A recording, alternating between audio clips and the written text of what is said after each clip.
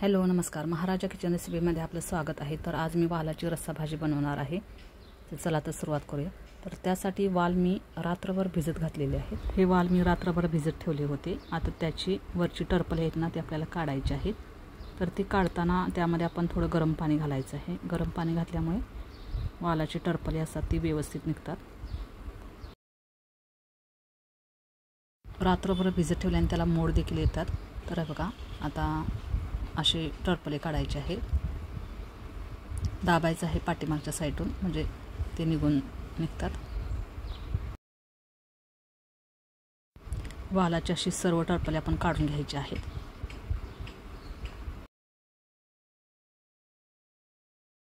ही पहा टरपले, ही काढली नाही तरी पण चालते। त्याची भाजी अशीच केली तरी चालते, पण ती खाताना थोडी दातामध्ये लागतात, म्हणून आपण हे काढून घ्यायचं आहे।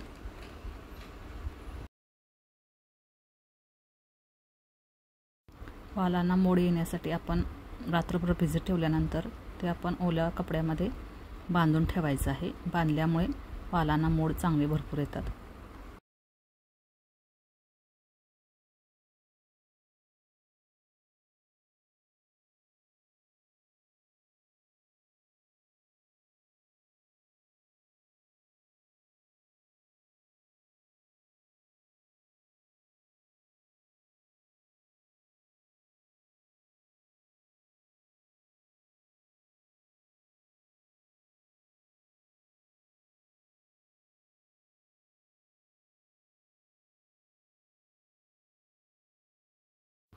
हे पहा, वाल आता आपले साफ करून झालेले आहेत। ही त्याची टरपले आहेत। आता आपण वालाची रस्सा भाजी बनवायची आहे। तर त्यासाठी आपण गॅसवरती कढई ठेवूया।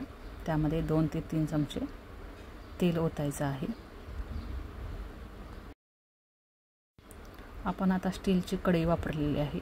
तर यामध्ये गॅसची फ्लेम थोडी लो ठेवायची आहे, कारण स्टीलच्या कढईत कोणतेही फोडणी असेल तर लगेच करपते। गरम तेलामध्ये आपण अर्धा चमचा जिरे आणि 2 ते 3 बारीक चिरलेले कांदे घातलेले आहेत आणि 4 कढीपत्त्याची पाने। आता थोडासा करपूस कांदा भाजून घ्यायचा आहे। त्यानंतर वाल मिक्स करायचे आहेत आणि तेलामध्ये हे चांगले परतवून घ्यायचे आहेत। तर यामध्ये मी खोबऱ्याचं वाटण घालणार आहे। तर याची रेसिपी मी माझ्या बऱ्याच व्हिडिओमध्ये दिलेली आहे, ती तुम्ही पाहू शकता।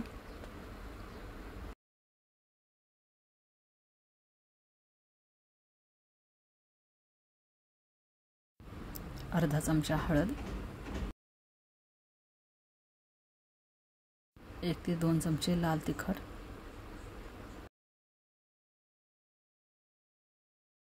हे सर्व एकजीव करून परतवून घेऊ।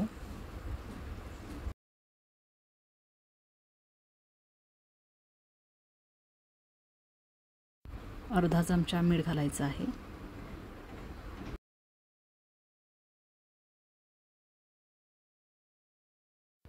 यामध्ये आता आपण गरम पाणी ओतायचं आहे। गरम पाणी ओतल्याने रश्श्याला कट येतो।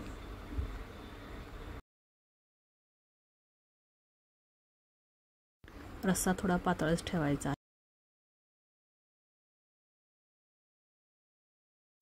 तर वाल शिजण्यासाठी आपण 10 ते 15 मिनिटे ठेवायचे आहेत।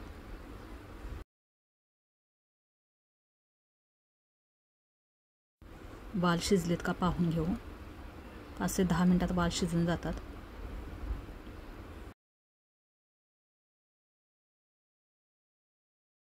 हा रस्सा थोडासा दाटसर हवा असेल तर यामध्ये वाटण थोडंसं जास्तीच घालायचं आहे, पण मला थोडं पातळच आवडतं म्हणून मी पातळ केलेलं आहे।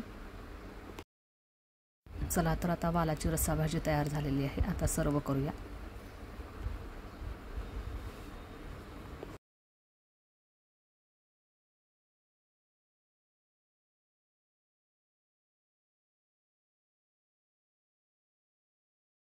ही वालाची रस्सा भाजी आपल्यास आवडल्यास लाईक करा, शेअर करा, सबस्क्राईब करा। बाजूलाच असलेलं बेल आयकॉनचं बटन क्लिक करा, जेणेकरून माझ्या येणाऱ्या सर्व रेसिपी आपल्याला पाहायला भेटतील।